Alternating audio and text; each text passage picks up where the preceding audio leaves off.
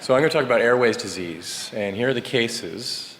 And I think one of the most important things when dealing with airways disease is to think of the size of the airway involved. You know, you can have tracheal involvement, something very central. You can have central bronchial involvement or bronchiolar involvement, and the differential is going to be very different depending upon the size of airway involved. So what's the size of airway involved, such as in this case, and then differential will follow. And then the distribution, particularly with central airways disease, I think that's very helpful. Is it more of an upper lobe distribution? Is it going to be symmetric? Is it really asymmetric? And then there may be a few other findings that may be helpful in further narrowing your differential diagnosis even further. So compare those two cases to this case where the findings are involving the airways but very different in their appearance because this is a different level of airway involvement. And many diseases can affect both the large and the small airways, but diseases tend to predominate in one or the other, and they tend to be very different diseases. So Rick talked a little bit about nodules, and we'll go over a little bit more about nodules in the context of airways disease. Here's another example. And I think a lot of chest radiology is knowing when to be definitive about one particular disease or organism and knowing when to give a differential. In a case such as this, you don't need to give much of a differential because there's a very, very specific finding here that will narrow it down to a very small group of diseases that could cause the abnormalities. And then the last case, also an airways disease, but instead of giving lung which is opaque, the abnormal lung here is lucent because of airway obstruction. Okay? So let's go through each one of those. Again, diseases of the airways may affect the central airways, such as in this case of cystic fibrosis, or they may affect the very distal airways, such as in this case of hypersensitivity pneumonitis. And as I mentioned, you can have involvement of both, but usually one or the other predominates, and the diseases that produce central versus peripheral airways disease are very, very different. And so you should determine which airway is involved. The very central airway, the most central airway is the trachea. The bronchi, the more central bronchi, i.e. large airways disease, or the bronchioles, in other words, small airways disease. So let's start with tracheal involvement. You see a case like this, it's sort of a classic radiology pimp. I love this case because I love cases where the differential is a bunch of really bizarro diseases, or at least diseases you don't think of together. You can see a nice example of tracheal wall thickening. So the first thing that you should ask when you see a case of tracheal wall thickening is, what's the distribution? Is it half a centimeter or a centimeter in length of the trachea, or is it in the entire trachea and the central bronchi? So diffuse or focal. Start with diffuse. Here's a nice example of tracheal wall thickening that goes from the upper trachea down into the mainstem bronchi. And diffuse tracheal wall thickening, the three classic ones to give you this appearance are sarcoid, amyloid, and Wegener's. And these tend to produce fairly circumferential tracheal wall thickening involving both the cartilaginous portion, which is the anterior and lateral portions, and the membranous portion, which is the posterior portion. In contrast to relapsing polychondritis, thought to be an autoimmune disorder against cartilage, and since the posterior membrane is not formed of cartilage, this disease tends to spare the posterior membrane. It's a very characteristic appearance. The rare causes of diffuse tracheal wall thickening are infection, such as aspergillus. My residents about 6 years ago or so used to talk about Klebsiella rhinoscleromatis, which is I've never seen a case. I don't think we've ever had a case. And they mentioned it as the first thing in the differential because it was a case on Aunt Minnie. And of course, Aunt Minnie rules the world.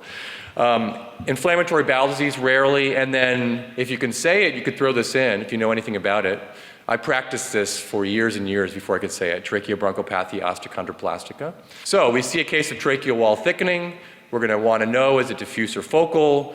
This case was diffuse. Notice the very characteristic sparing of the posterior tracheal membrane.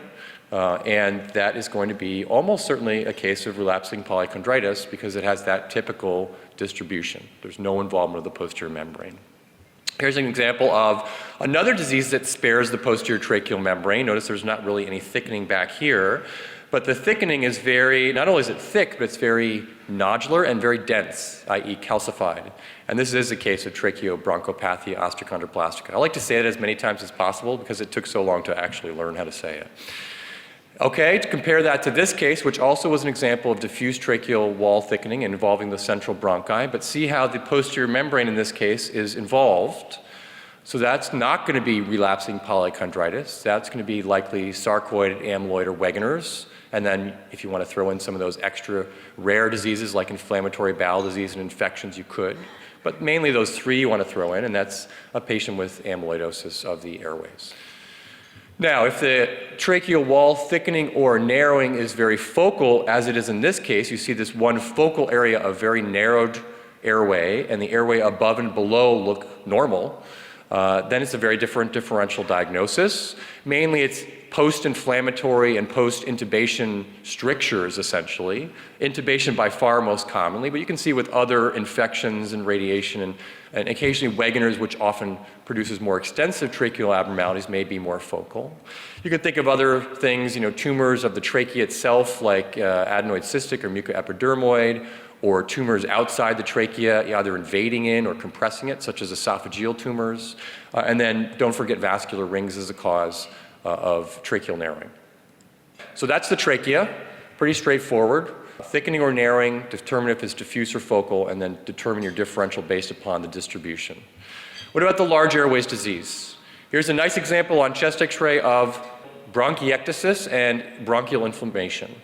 And the appearance of abnormal airways on a chest x-ray are depending upon their distribution with respect to the x-ray beam. So if they're coming at you or away from you, they're going to look more circular, whereas if they're running more superior, inferior, or medial lateral, they're going to look more tubular. And this is a nice example of many circular abnormalities. You actually can see probably air fluid levels in them in a patient with very, very severe bronchiectasis in the lower lobes, and it's a very symmetric distribution. There's several types of bronchiectasis, and this is in order of severe, from mild and relatively short duration of abnormalities to very severe and very long-standing. So cylindrical, it's a mild dilatation of the airways, maybe a little bit of thickening, but not too bad.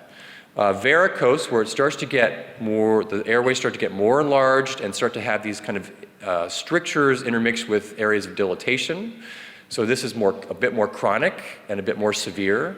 And then cystic, which is the most severe form of inflammatory bronchiectasis, where you get these very markedly dilated bronchi that look very saccular, have these big dilatations, and often have air fluid levels and a lot of impaction and inflammation. The last type of bronchiectasis is traction, which is not an inflammatory type of bronchiectasis. The first three are inflammatory types of bronchiectasis. Traction, which Rick talked about, is due to adjacent lung fibrosis, and I'm not going to talk about that anymore. So, which form of bronchiectasis is this? The importance of knowing those forms is, as you go from cylindrical to varicose to cystic, the length and the severity of airway inflammation increases. So cylindrical bronchiectasis is a totally non-specific finding. I probably have it right now. I have a little viral infection. And Rick probably has a lot more than I do because he sounded worse than I did. But as you go from that cylindrical towards the cystic is very long-standing, very severe airways inflammation. There's not many diseases that do that. So while cylindrical and varicose are relatively non-specific, cystic is a small group of diseases. And if it's lower lobe and symmetric, by far most common is post-infectious. Usually it's the childhood viral infection, adenovirus, that occurs, and then they get very bad airway scarring. Actually, their distal airways get scarred, and that's over time that prevents normal lung development, and the large airways become very abnormal. Ciliary disorders like primary ciliary dyskinesia, immunodeficiencies, and it makes sense why all of these represent very long-standing and severe inflammation in the airways. Ciliary disorders, you can't clear your secretions or infection. Immunodeficiencies, you get chronic infections in your airways. And then there are a couple of disorders of the cartilage themselves, or the tracheal bronchial cartilage, such as William Campbell, which is absence of the cartilage in, I think, the 4th through 6th order airways, and then tracheobronchomegaly. So you can see it's another sort of bizarro group of diseases, but this is the differential when you see very, very severe bronchiectasis, cystic bronchiectasis in the lower lobes. And this was a post-viral discredited adenovirus when they were 2 years old, and this is the sequela of that 30 years later. And that's what happens. Okay, here's an example on chest x-ray of some circular-looking abnormalities at the bases. Some of these look kind of nodular, probably because there's some impaction and filling of the airways with mucus. What's also striking about this case, I did not intentionally flip it. This is not photoshopped to be flipped. This patient has situs inversus, so a combination of very severe airways inflammation at the basis and situs inversus, and however you want to pronounce that, cartageners or cardigangers, I'm not even sure what the real pronunciation of that is. Okay, here's someone with more upper lobe predominant abnormalities. Notice how some of these airways you actually can see, they look tubular. You see two parallel walls there, so this is airway dilatation and inflammation with air at the center, and some of them look more like solid cylinders because they're entirely filled with mucus. But cystic bronchiectasis, more upper lobe predominant, when you see that distribution, almost always it's going to be cystic fibrosis. Okay, so we talked about lower lobe predominant. When it's more upper lobe and it's symmetric, usually it's cystic fibrosis. When it's more mid to upper lungs and it's very asymmetric, you think of ABPA or allergic bronchopulmonary aspergillosis. You can think of TB, which tends to be very airway centric and produces a lot of inflammation, so the airways can get very abnormal with active or old tuberculosis. Tumors involving the strictures, such as carcinoids, because they tend to be a bit more slowly growing, so it has time for that airway to get obstructed and dilated and filled with mucus. And then bronchial atresia will be the airway dilatation, and impaction will be associated with focal lung lucency, sort of an Aunt Minnie, that combination. Okay, here's a nice example of asymmetric, upper lobe predominant bronchiectasis. You can see the tubular nature. It actually branches. There's one branch there and one branch here. Looks very, very dilated, so we would classify this as cystic bronchiectasis. So we're going to think of things like ABPA, tuberculosis, some sort of endobronchial tumor. I don't see any focal lung lucency to go with bronchial atresia, although it's still possible. Here's the CT scan on this patient, just confirming the finger and glove. It's sort of like a long alien glove, I guess, but it is still a tubular structure with some branches. What is also characteristic about this, notice on the soft tissue windows that the impaction is very high density. So that's probably fairly specific for aspergillus, which accumulates calcium ions amongst others. And this is someone with asthma who has allergic bronchopulmonary aspergillosis. Another example of, we see these round lucencies within the right midlung. If you see those round lucencies at the center of an area of consolidation, you're going to call them cavities. But when they're not associated with consolidation, we're going to think they're probably abnormal airways that are dilated and inflamed. Here's the CT scan, just confirming that these are in fact airways because they look tubular. Looks like it's focal and more mid to upper lung. This is someone with tuberculosis, with active tuberculosis. Okay, so we talked about trachea, we talked about central airways, and again, the potent thing about central airways is the differential is quite broad for airways inflammation, but it's much more specific when you're talking about cystic bronchiectasis, very severe, long-standing disease. What about the small airways? Rick talked about the small areas a little bit. I want to go into a bit more detail. Here's a beautiful example of central lobular nodules. And what is characteristic about central lobular nodules? Well, if you look at the fissures, if you're not sure of the distribution of nodules, you always look at the fissures. And you say, are the fissures involved or not? If the fissures are not involved, the pattern is going to be central lobular. Notice how these nodules, there's a band of lucency on either side of the fissure. This is a beautiful example of central lobular disease because the center of the lobule is spaced away from the fissure. If the nodules involve the fissures, it's going to be either random or perilymphatic. So you'd have to use other things to determine which one of those it is. So a beautiful example of central lobular disease. And what lies at the center of the lobule? Well, the airway and the artery. Okay? So again, I'm not going to go through all these. I'm just going to focus mainly on the central lobular, where the nodules, here's another example where those nodules spare the fissures. They're about a half a centimeter or so away from the fissure. Very typical central lobular disease. So central lobular nodules, no subpleural nodules are present. And again, what is the differential? The differential is going to be fairly broad because it includes any of the small airways disease. So we're talking about small airways disease here, not large airways disease, or any vascular disease.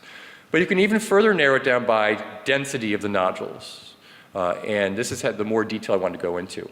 When the nodules are dense, i.e. soft tissue attenuation, that tends to be endobronchial spread of something, and that something may be infection, or it can be aspiration, or it can be tumor, as in the case of what we used to call multifocal bronchoalveolar carcinoma, which we now call invasive mucinous adenocarcinoma. All those spread via the bronchi.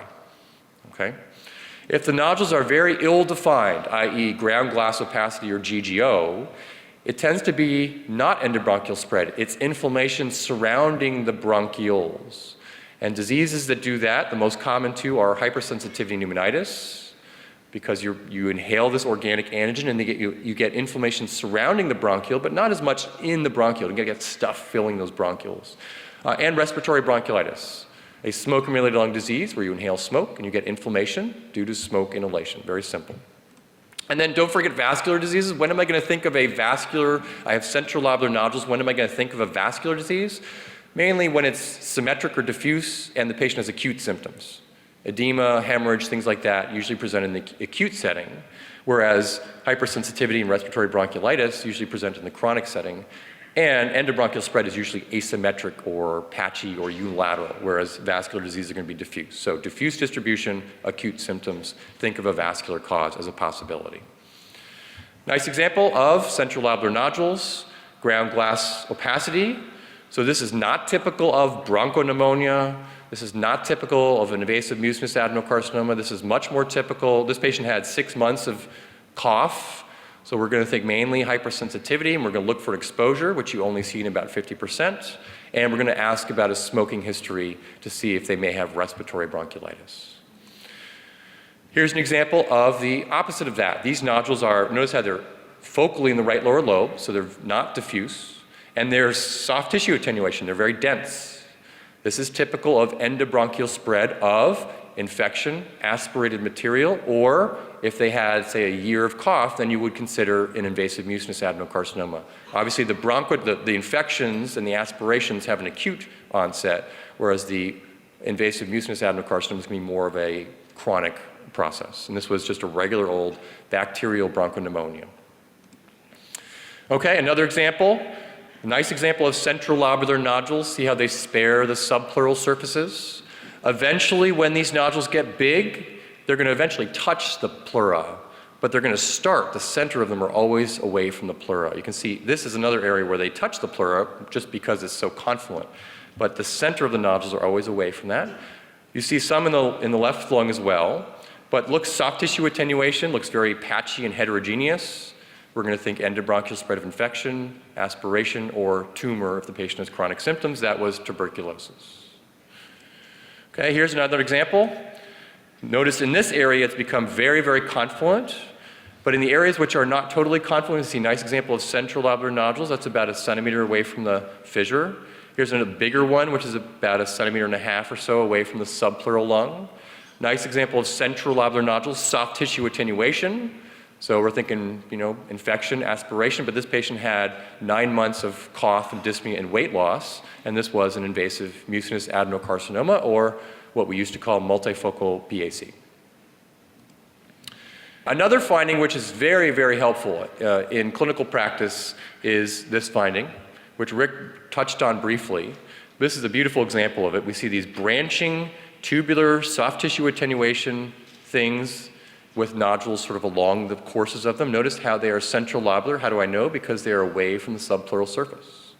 And we actually, in this case, we can see how these connect to more of the central airways. We can follow them back to these more central airways.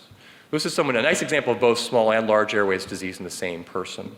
Okay, so that finding is tree and bud. This is, my nectarine tree is just starting to do this. We have an early spring in California. As the buds start to swell, that's why we call it tree in bud, because the buds are starting to swell in the spring. And this is someone with primary ciliary dyskinesia. If I showed you more central lung, you'd see that the patient had really, really bad cystic bronchiectasis in other locations.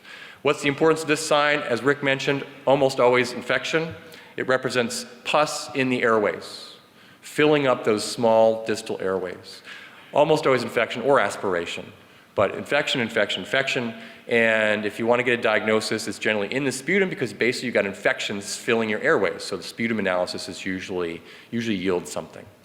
Okay, so the differential is, I sort of break it into infections, and it's really any kind of infection. Bacterial, mycobacterial, viral, fungal, the common parasitic infection, of course. And infectious variants, which are essentially infections. So allergic bronchopulmonary aspergillosis is aspergillus in your airways. It's a hypersensitivity reaction to an infection. It's not an invasive infection, but it's an organism in your airways.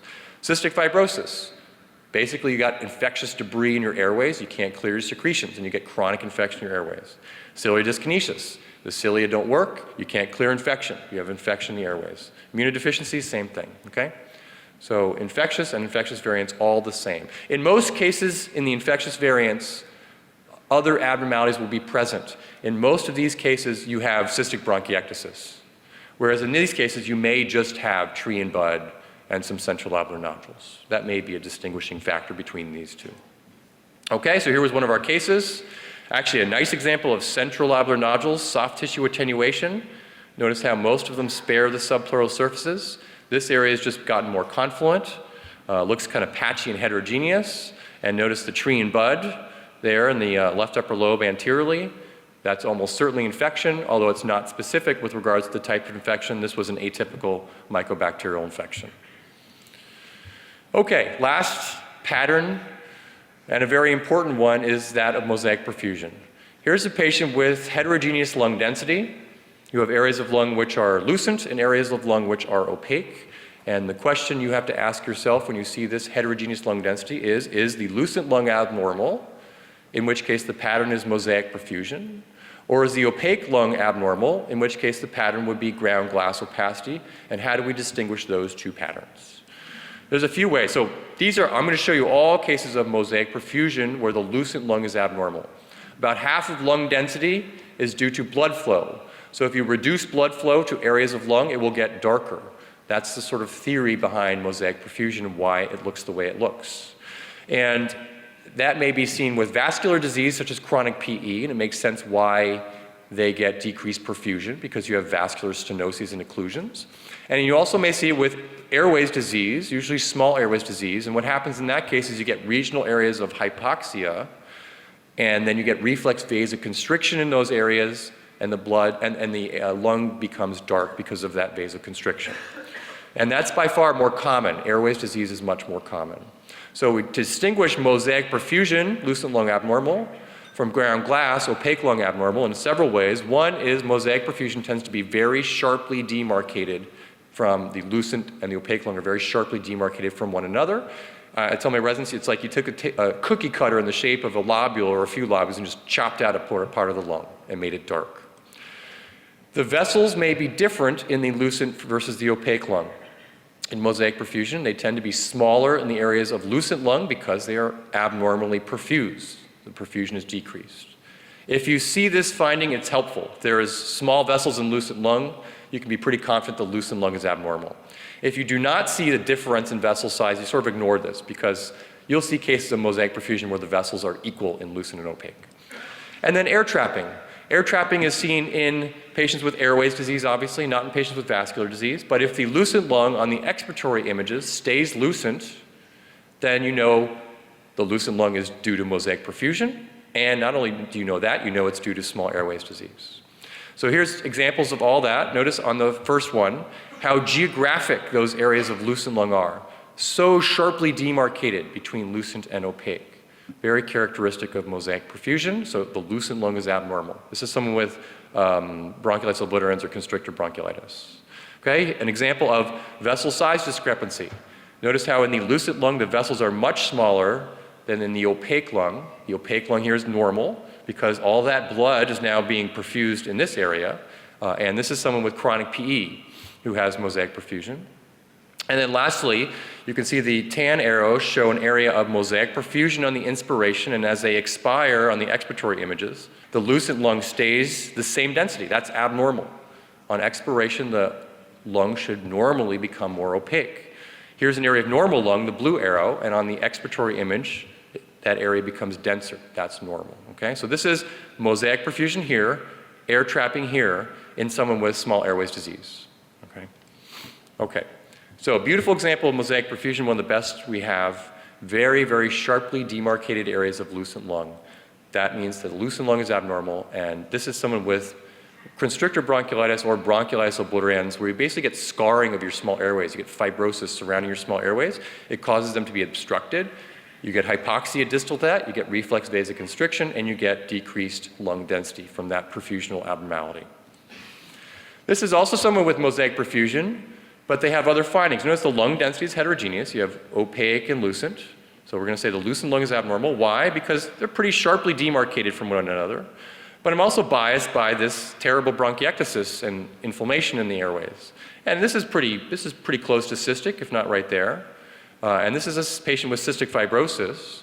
So you really can see mosaic perfusion with any cause of small or large airways disease, more commonly small. And it's very similar, the significance of mosaic perfusion is very similar to interlobular septal thickening. You ignore it unless it's the predominant finding, because mosaic perfusion can be seen with any airways disease. But when it's the predominant finding or the only finding, it's a relatively focused differential diagnosis, constrictor bronchiolitis or bronchiolitis obliterans, or obliterative bronchiolitis, whatever you like to call it, asthma, hypersensitivity pneumonitis, and then some vascular diseases as well, like chronic PE. Okay? Here's an example, heterogeneous lung density. Here's a beautiful one right here. Notice that's like a few lobules that are just knocked out of the lung. Looks lucent. There's the expiration. Notice how in the expiration, the lucent lung stays lucent, and all this normal lung becomes more opaque. So that just confirms that the lucent lung is abnormal on the inspiration. It's the isolated finding. I'm going to diff this out as bronchiolitis obliterans, asthma, and hypersensitivity this patient had, or constrictor bronchiolitis due to smoke inhalation in a fire. Sometimes the inspiratory images are normal. This is normal. And then on expiration, you pick it up the air trapping. That's another very typical appearance of bronchiolitis obliterans or constrictor bronchiolitis. So that's why we do expiratory images, because we'll improve our sensitivity for small airways disease.